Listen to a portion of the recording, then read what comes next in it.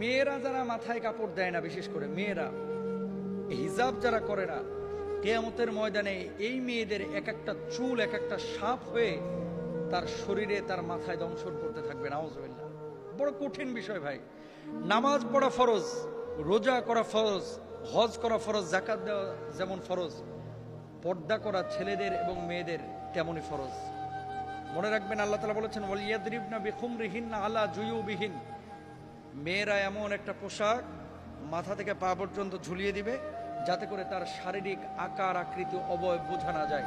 আজকে সামান্য একটু ফ্যাশন করার জন্য, নিজেকে জাহের করার জন্য, প্রেজেন্ট করার জন্য, মানুষের সামনে আমার সিল্কি চুলগুলোকে প্রকাশ করার জন্য আজকে আপনি যে পর্দার খেলাফ কাজটা করতেছেন, এই সিল্কি চুলগুলোই কিয়ামতের ময়দানে এক একটা ওই রাসেল ভাইপারের মতো আক্রমণাত্মক হয়ে যাবে। এই চুলগুলো আপনাকে মাথার উপরে দংশন করবে। কেন আমরা বুঝি না?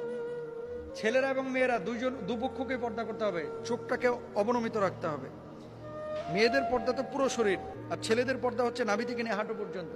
এই অংশটা যদি এক চুল পরিমাণ কেউ খোলা রাখে, আল্লাহর আদালতে তারা দাঁড়াইতে হবে।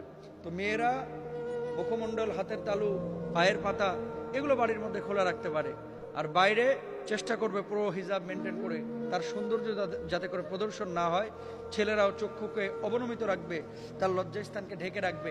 এমন কোনো প্যান্ট ছেলেরাও মেয়েরা ব্যবহার করবে না যেটা জড়সড় শারীরিক আকার আকৃতি বোঝা যায়, ফিজিক্যাল স্ট্রাকচারটা বোঝা যায়। এটা সম্পূর্ণরূপে হারাম। আল্লাহ বোঝার তৌফিক দান করুন।